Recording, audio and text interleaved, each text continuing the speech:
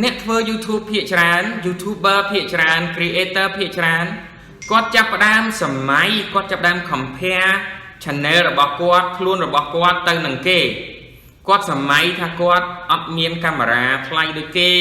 គាត់សម័យថាគាត់អត់មាន microphone ដូចគេបាទសួស្តីបងប្អូនទាំងអស់គ្នាសូមស្វាគមន៍ដល់ចូលមកកាន់ channel របស់ខ្ញុំថ្ងៃនេះ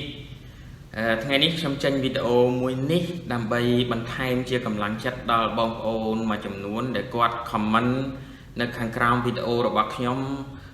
គាត់ comment ថាគាត់ពិបាកនៅក្នុងការធ្វើ YouTube គាត់មិនមានកាមេរ៉ាថតគាត់ប្រើប្រាស់ទូរស័ព្ទល្មមមិនមានតម្លៃថ្លៃសម្រាប់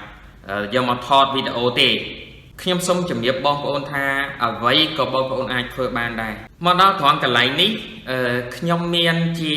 អត្ថបទខ្លីមួយដែលខ្ញុំបានពីមិត្តភ័ក្តិរបស់ខ្ញុំមកគឺលោកស៊ីនិនខ្ញុំចង់ចែករំលែកអត្ថបទខ្លីនឹងបន្តិចដើម្បីជាផ្នត់គំនិតសម្រាប់បងប្អូនទាំងអស់គ្នាយកទៅត្រិះរិះពិចារណាថាតើបងប្អូនទាំងអស់គ្នាឯកភាពទៅនឹងអត្ថបទនឹងដែរទេបើសិនជាបងប្អូនទាំងអស់គ្នាមានចំណុចឆ្ងល់អីច្រើនអាច comment នៅខាងក្រោមវីដេអូរបស់ខ្ញុំសម្រាប់បងប្អូនថ្មីដែលគាត់អត់ទាន់ subscribe channel របស់ខ្ញុំគាត់អាចចុច subscribe channel របស់ខ្ញុំហើយចុចសញ្ញារូបកណ្ដឹងដើម្បីទទួលបាននៅវីដេអូពាក់ព័ន្ធទៅនឹងគន្លឹះថ្មីក្នុងការរកលុយពី YouTube ហើយនិងគន្លឹះក្នុងការរកលុយពី Facebook ហើយនិងបច្ចេកទេសផ្សេងទៀតផ្នត់គំនិតដែលខ្ញុំចង់យកមកចែករំលែកអ្នកទាំងអស់គ្នាបន្តិចហ្នឹងគឺអញ្ចឹងចង់ឲ្យអ្នកទាំងអស់គ្នានឹងព្រមទទួលស្គាល់ការពិតថាអ្នកទាំងអស់គ្នាកំពុងតែស្ថិតនៅក្នុងស្ថានភាពបែបណាបើសិនជាអ្នកទាំងអស់គ្នាស្ថិតនៅក្នុងស្ថានភាពបែបនោះអ្នកទាំងអស់គ្នាត្រូវចាប់ផ្ដើមពីស្ថានភាពបែបហ្នឹងរបស់អ្នកទាំងអស់គ្នាតទៅហើយអ្នកទាំងអស់គ្នាត្រូវតែចង់ចេះចង់ដឹងពីវាចាប់ពីព្រឹករហូតដល់យប់ខ្ញុំលើកឧទាហរណ៍ថាអ្នកទាំងអស់គ្នាចង់ចេះធ្វើ YouTube អ្នកនរគ្នាមានតែទូរស័ព្ទដៃមួយទេអញ្ចឹងអ្នកនរគ្នាចង់ខ្លាំងណាស់គ្មានអ្នកណាអាចជំនះអ្នកនរគ្នាបានទេបើអ្នកនរគ្នាចង់អញ្ចឹងបើអ្នកនរគ្នាចង់អ្នកនរគ្នាត្រូវតែចង់ចេះចង់ដឹងវាតាំងពីព្រឹកពេលដែលបើកភ្នែកឡើងរហូតដល់យប់ពេលដែលអ្នកនរគ្នាសម្រាកទៅវិញហើយអ្នកនរគ្នាចាប់ដើមកសាងវាបន្តិចម្ដងពីតូចទៅធំបន្តិចម្ដងវានឹងធំនៅថ្ងៃណាមួយហើយវាមិនយូរទេអ្នកនរគ្នានឹងកែប្រែស្ថានភាពរបស់អ្នកនរគ្នាបន្តិចម្ដងនោះអ្នកនរគ្នានឹងរីកចម្រើននៅថ្ងៃណាមួយជាក់ជាមិនខានបញ្ហាដែលធំសម្រាប់អ្នកនរគ្នាសម្រាប់មនុស្សទូទៅគឺអត់ព្រមទទួលស្គាល់ថាខ្លួនឯងកំពុងតែស្ថិតនៅក្នុងស្ថានភាពបែបណាហើយមិនព្រមចាប់ផ្ដើមពីស្ថានភាពបែបនោះតទៅទេគិតតែពីសម្លឹងទៅមើលស្ថានភាពឆ្ងាយភ្លេចគិតថាត្រូវចាប់ផ្ដើមពីស្ថានភាពដែលខ្លួនឯងកំពុងតែមានឱកាសនៅក្នុងដៃស្រាប់អ្នកធ្វើ YouTube ភាគច្រើន YouTuber ភាគច្រើន Creator ភាគច្រើនគាត់ចាប់ផ្ដើមសម័យគាត់ចាប់ផ្ដើម compare channel របស់គាត់ខ្លួនរបស់គាត់ទៅនឹងគេគាត់សម័យថាគាត់អត់មានកាមេរ៉ាថ្លៃដូចគេគាត់សម័យថាគាត់អត់មាន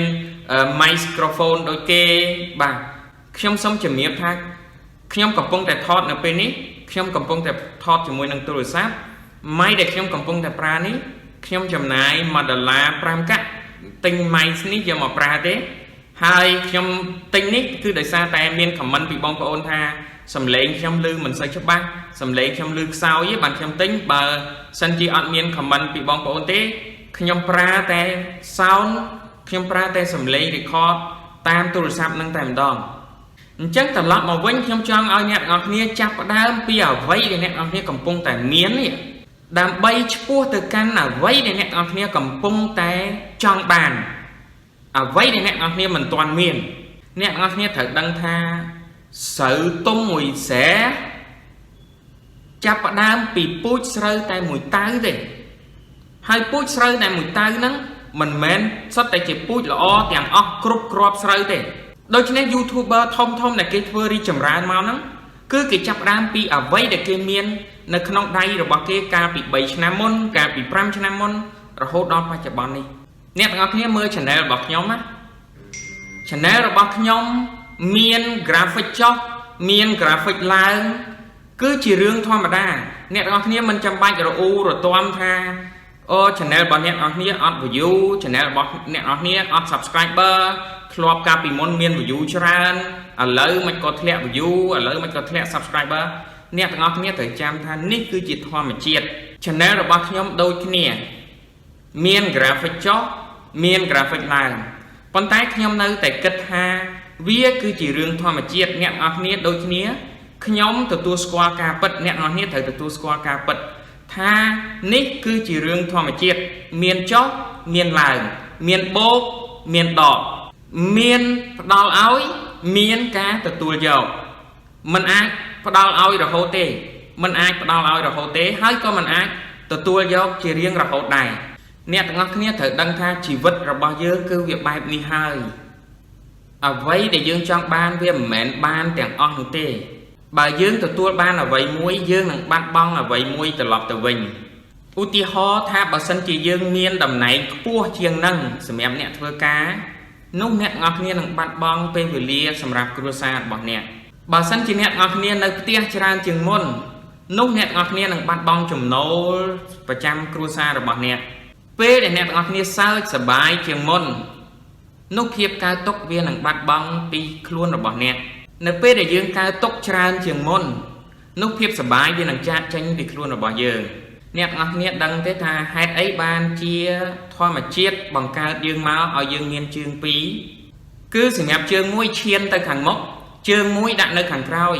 ដើម្បីទប់លំនឹងរបស់យើងកុំឲ្យយើងធ្វើដំណើរដួលហើយអ្នកទាំងអស់គ្នាដឹងទេថាហេតុអីបានជាយើងមានដៃពីរគឺដៃមួយសម្រាប់ហុចដៃមួយសម្រាប់ទទួលបើសិនជាយើងហុចទាំងពីរចុះបើសិនជាដៃពីរហ្នឹងយើងសម្រាប់ទទួលថ្ងៃណាមួយនឹងអស់របស់ដែលយើងត្រូវទទួលចុះបើយើងដៃទាំងពីរហ្នឹងសម្រាប់យើងហុចថ្ងៃក្រោយនឹងអស់មានរបស់អ្វីដែលត្រូវហុចទៅទៀតដូច្នេះអ្នកអស់គ្នាត្រូវចាំថាអ្វីអ្វីវាមានគូរបស់វាមានឡើងវាមានចុះវាមានហុចវាមានទទួលវាមានទៅមុខវាមានថយក្រោយខ្ញុំសូមជម្រាបអ្នកនរគ្នាថាបើសិនជាអ្នកនរគ្នាសម្រេចចិត្តថាទៅខាងឆ្វេងហើយអ្នកនរគ្នាមិនអាចមកខាងស្ដាំបានទេបើអ្នកនរគ្នាសម្រេចចិត្តថាធ្វើ YouTube ហើយសូមកុំទាន់អាចធ្វើ Facebook បើអ្នកនរគ្នាសម្រេចចិត្តថារកលុយជាមួយ YouTube ហើយសូមកុំទាន់អាចសម្រេចចិត្តទៅលើ Facebook អ្នកនរគ្នាផ្ដោតអារម្មណ៍ឲ្យច្បាស់មួយឲ្យច្បាស់លាស់សិនដោយតែវីដេអូមុនដែលខ្ញុំបញ្ជាក់អញ្ចឹងថាបើអ្នកនរគ្នាលើកព្រួយបាញ់ហើយបាញ់អត់បានផ្ដោតអារម្មណ៍ទេអ្នកនរគ្នានឹងបាញ់មិនចំគោលដៅទេអ្នកនរគ្នាកុំចេះតែស្ដាយក្រោយដោយគ្មានការពិចារណាអ្នកនរគ្នាត្រូវចាំថាបើអ្នកនរគ្នាបាត់បង់អ្វីមួយអ្នកនរគ្នានឹងមានឱកាសទទួលបានអ្វីមួយត្រឡប់មកវិញឧទាហរណ៍ដោយអ្នកនរគ្នាកំពុងចំណាយពេលមើលវីដេអូរបស់ខ្ញុំអញ្ចឹងអ្នកនរគ្នានឹងខាតបង់ពេលវេលា15នាទីយ៉ាងតិចប៉ុន្តែអ្វីដែលអ្នកនរគ្នានឹងទទួលបាននៅក្នុងផ្នត់គំនិតរបស់អ្នកនរគ្នាត្រឡប់ទៅវិញអ្នកនរគ្នាអាចពិចារណាអ្នកនរគ្នានឹងអាចមានបញ្ញាច្រើនជាងមុនគន្លឹះរបស់ខ្ញុំខ្លីៗសម្រាប់លើកទឹកចិត្តអ្នកនរគ្នាអាចមានអារម្មណ៍ស្ងប់ជាងមុនការពិតគឺត្រូវតែកើតមានការពិតគឺត្រូវតែទទួលស្គាល់របស់វាមានឡើងវាមានចុះជីវិតវាមានឡើងវាមានចុះវាមិនអាចឡើងជារៀងរហូតហើយក៏វាមិនអាចចុះជារៀងរហូតក្តីសប្បាយនៅក្នុងចិត្តរបស់យើងបង្កើតខ្លួនយើងឲ្យសប្បាយធ្វើម៉េចឲ្យអារម្មណ៍របស់យើងស្រស់ស្រាយជារៀងរាល់ថ្ងៃនោះជីវិតរបស់យើងច្បាស់ជាស្រស់ស្រាយអ្នកទាំងអស់គ្នាមួយចំនួនដែលគាត់តែងតែខមមិនថាអរគុណខ្ញុំណាស់មិនដឹងមានពាក្យពេចន៍អីដើម្បីអរគុណខ្ញុំមិនដឹងបានអីដើម្បីអរគុណខ្ញុំទេខ្ញុំសូមជំរាបទៅអ្នកទាំងអស់គ្នាថាខ្ញុំពិតជាអរគុណអ្នកទាំងអស់គ្នាណាស់ដែលខមមិនល្អនៅខាងក្រោម channel របស់ខ្ញុំនៅខាងក្រោមវីដេអូរបស់ខ្ញុំអ្វីដែលអ្នកទាំងអស់គ្នាត្រូវអរគុណខ្ញុំគឺអ្នកទាំងអស់គ្នាគ្រាន់តែចែករំលែកវីដេអូរបស់ខ្ញុំចែករំលែកចំណេះដឹងរបស់ខ្ញុំគឺខ្ញុំសប្បាយចិត្តណាស់ទៅហើយអ្នកទាំងអស់គ្នាមើលវីដេអូរបស់ខ្ញុំចាប់ពីចំណុចចាប់ផ្ដើមរហូតដល់ទីបញ្ចប់អ្នកទាំងអស់គ្នាទទួលនៅចំណេះដឹងពីខ្ញុំអ្នកទាំងអស់គ្នាសប្បាយចិត្តនៅក្នុងការមើលវីដេអូរបស់ខ្ញុំនោះគឺជារឿងដែលខ្ញុំសប្បាយចិត្តបំផុត ជារឿងដែលខ្ញុំរំភើបបំផុតជារឿងដែលជំរុញខ្ញុំឲ្យធ្វើវីដេអូជារៀងរាល់ថ្ងៃអរគុណច្រើនអ្នកនរគ្នាសម្រាប់វីដេអូឃ្លីបរបស់ខ្ញុំថ្ងៃនេះហើយសង្ឃឹមថាអ្នកនរគ្នានឹងបដោតនៅក្នុងការធ្វើ YouTube ឲ្យបានច្បាស់ឬក៏បដោតនៅក្នុងការធ្វើ Facebook Ad Break ឲ្យបានច្បាស់ដើម្បីគោលដៅរបស់អ្នកនរគ្នាអញ្ចឹងវីដេអូរបស់ខ្ញុំថ្ងៃនេះមានប៉ុណ្ណឹងអរគុណសម្រាប់អ្នកនរគ្នាសង្ឃឹមថាខ្ញុំនឹងមានវីដេអូថ្មីសម្រាប់លើកទឹកចិត្តអ្នកនរគ្នានៅក្នុងជីវិតបន្តទៅទៀតបាទជួបគ្នានៅវីដេអូរបស់ខ្ញុំបន្តទៅទៀត